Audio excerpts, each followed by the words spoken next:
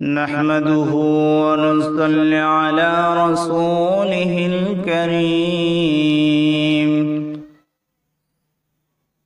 وعلى آله وأصحابه وأهل بيته أجمعين أما بعد فأعوذ بالله من الشيطان الرجيم।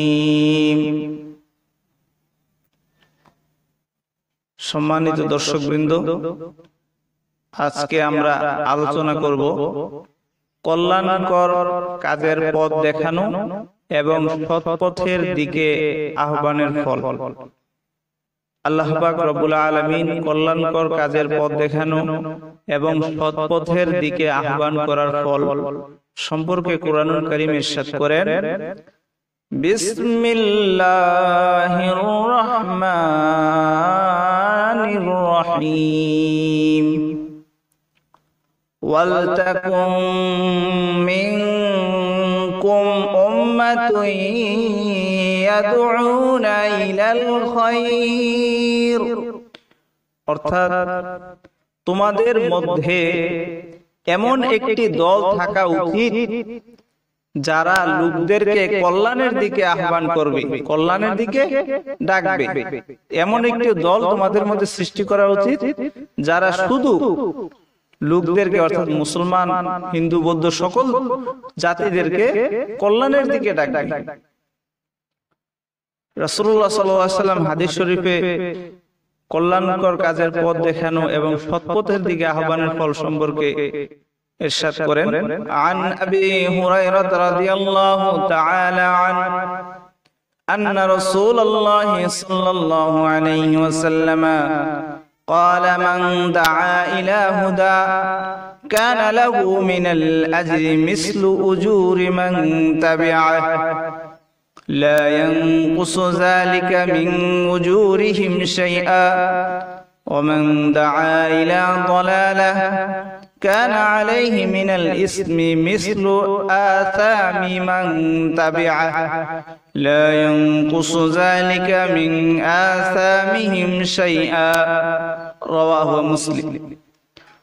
হযরত আবু হুরায়রা রাদিয়াল্লাহু তাআলা আনহু থেকে বর্ণিত, রাসূলুল্লাহ সাল্লাল্লাহু আলাইহি ওয়াসাল্লাম ইরশাদ করেন, যে ব্যক্তি কাউকে সৎ পথের দিকে ডাকবে সে তার প্রতি আমলকারীদের সমান সওয়াব পাবে।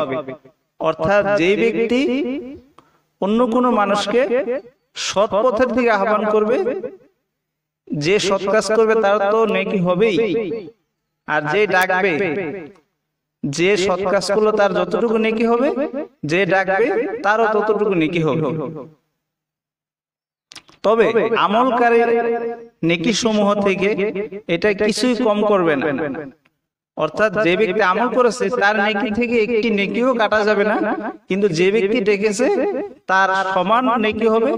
যে ব্যক্তি আমল করেছে সমান নেকি, যে ব্যক্তি ডেকেছে তারও সমান নেকি, আর যে ব্যক্তি আমল করেছে তারও সমান নেকি হবে, কারো থেকে একটি নেকিও কম করা হবে না। আর যে ব্যক্তি কাউকে ভ্রষ্টতার দিকে বা খারাপ কাজের দিকে ডাকবে তার উপর তার সমস্ত অনুসারীদের গুনাহ থাকবে। অর্থাৎ কেউ যদি কোনো খারাপ কাজ করে আর এই খারাপ কাজটা সমাজের মধ্যে প্রচার করার জন্য সে আরো 10-12 জনকে ডাকলো, এই 10-12 জন থেকে আরো যত মানুষ এই গুনাহের কাজটা করতে থাকবে, যত গুনাহ হবে এই গুনাহগুলো ওই প্রথম ব্যক্তির উপর চাপবে, যে ব্যক্তি তাদেরকে আহ্বান করেছে গুনাহের কাজ করার জন্য। তাহলে তার সমস্ত অনুসারীদের গুনাহ তার উপর চাপবে, আর এটা তাদের পাপ থেকে কিছুই কম করা হবে না। অর্থাৎ তার অনুসারীরা যে পাপ কাজটা করছে এই পাপ কাজের একটু কম করা হবে না, যে পাপ কাজ করেছে এর শাস্তি পাবে। কিন্তু যে ব্যক্তির অনুসরণ করলো ওই ব্যক্তিরও তার সমান পাপ হবে। অর্থাৎ যে অনুসরণ করলো তারও সমান পাপ হবে, যে ডাকলো তারও সমান পাপ হবে, তার পাপ একটু কম হবে না।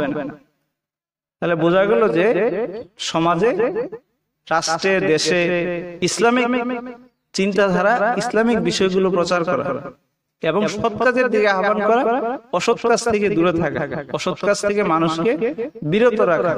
আপনি যত সৎ কাজ করবেন তত আপনার নেকি বাড়তেই থাকবে, আপনার অনুসারী বাড়বে। তারা যত নেকি করবে তাদের নেকিরও একটা অংশ আপনি পাবেন, কিন্তু তাদের নেকি থেকে একটু কমও নেকি করা হবে না।